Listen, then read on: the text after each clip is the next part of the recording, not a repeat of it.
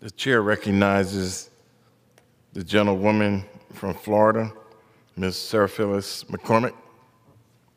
Mr. Speaker, I rise to applaud the Democrats working with the Biden administration to achieve the best job creation record in the United States history. Together, we have created 7.9 million jobs and seen the largest decrease in unemployment in history. In March, the national unemployment rate fell to 3.6, faster than expected, and reached the lowest level since February of 2020. The United States has now regained 93% of the jobs lost during the pandemic. There has been particularly strong gains in the industry integral to addressing supply chain challenges, including manufacturing, construction, and transportation, and warehousing. Despite strong economic growth and wage gains, global price increase make it harder for U.S. workers and families to recover everyday expenses. The higher prices deprive households of the full benefits of the strongest wage growth seen in years. Investing in children and families, workers, and small businesses, as the Building a Better American agenda does, would address the root causes of inflation and reduce some of the biggest expenses in our households. While we are making great strides in ensuring a thriving economy, however, we must also remain committed to ensuring access to health care for all Americans. There is no wealth without good health.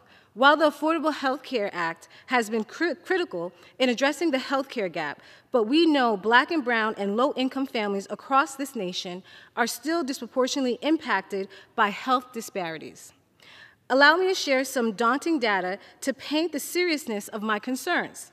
In 2018, approximately 21.5% of Hispanic adults over age 20 were diagnosed with diabetes, compared to 13% of white adults over the age of 20.